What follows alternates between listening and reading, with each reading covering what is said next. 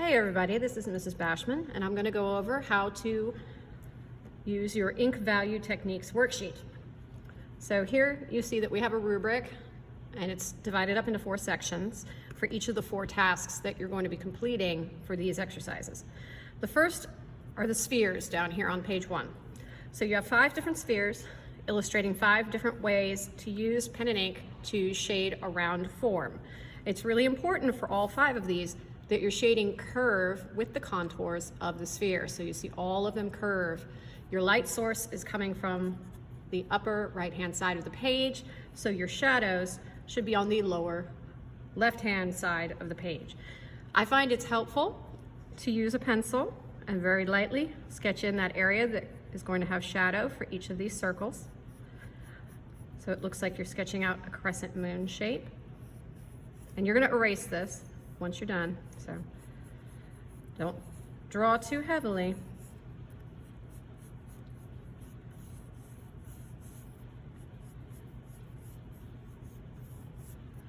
So you can see that I've very lightly drawn a crescent moon shape on the lower left-hand side of all of these. The first technique that you're going to be using is hatching. So pay close attention to the example. You want your circle to look identical to the example up here. Notice all of the lines are parallel to one another. So you want all of your lines to go straight, straight, straight, straight. Don't curve them, don't angle them. They should all aim towards the line here, and they should be parallel. So the first thing I'm going to do is do a set of lines that reach all the way to that pencil line that I just sketched out. Sorry about the bell.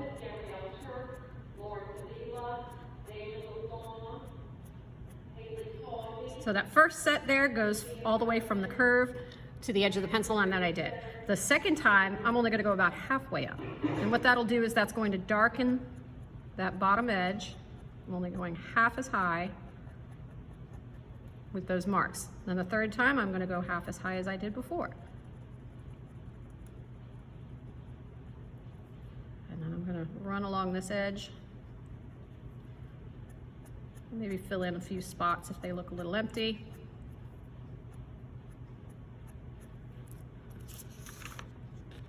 And there you can see I have parallel lines. You can clearly see that there's a dark edge, a medium tone, and then a lighter tone.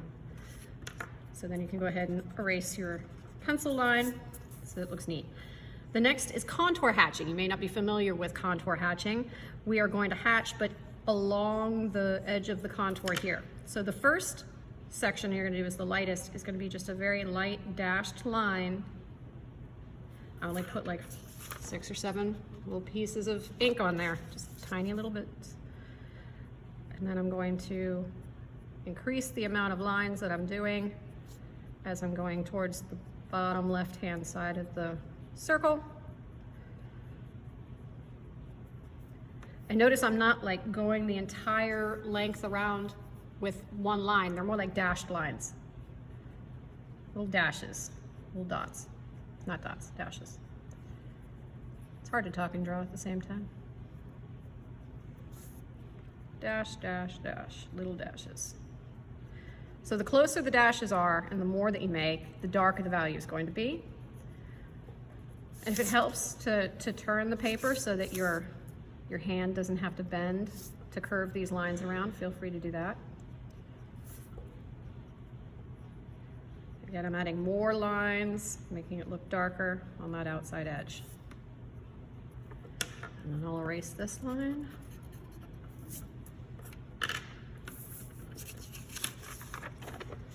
And there you have contour hatching. So you see how these aren't solid lines, they're more like dashes. Now we're going to do cross hatching. Cross hatching looks like plaid. There's perpendicular lines.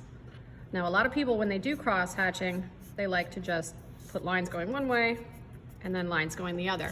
I did that in pencil because I'm about to erase it. But you notice the value is all the same. So you can't do that if you want to have a variety of value. Now what you can do is start it like you did the hatching.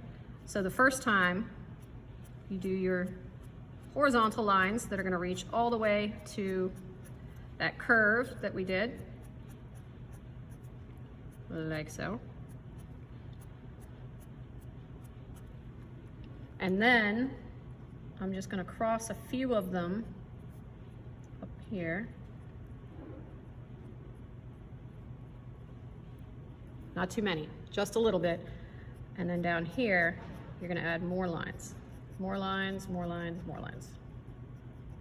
So the first time I've done this, it's extremely light. And now I'm going to go back in and start filling in more dashed lines along this outer curve. So I'm going to go one way, and then I'm going to go the other way. And then switch back and go this way. Switch back and go this way.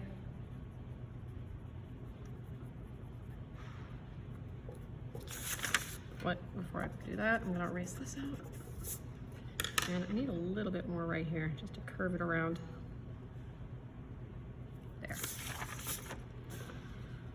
So there is the cross hatching. So you see you add more of those dashed, almost like plus signs. Stippling. Stippling is a lot of fun. It takes a little bit more time, but you have a whole lot more control over the value. So a lot of people like to use stippling, especially if you're drawing like the face or something that's really round and you want to have a lot of control over how light or dark you go. So it's always easier to go from light to dark. So I'm just going to add like 6 or 7 dots on the outside edge, and then I'm going to add some more as I go in, and then start tapping. First time I fill up this area, it's gonna be, oh no, I went outside the circle. You're gonna go slower, just because I don't want this video to be extremely long. I'm going faster. So keep adding dots, dots, dots, dots. And what I'll probably do is fast forward through this so that you don't have to watch me do this in slow motion.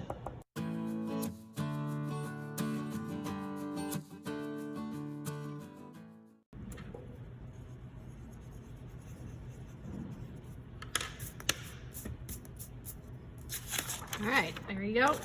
Nice stippled circle. Takes a little bit, but you get a lot more control over the value. The last is scumbling. Scumbling is a fancy word for scribbles. These are tiny circular motions like that, little scribbles. Now to make the value light, you do just a few scribbles on the outer edge here, just like that. And then you do more scribbles, more scribbles. The closer your lines are together, the darker the value. The further apart, the lighter the value.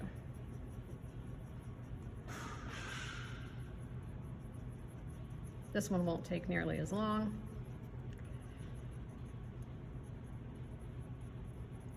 So I won't worry about fast forwarding the video.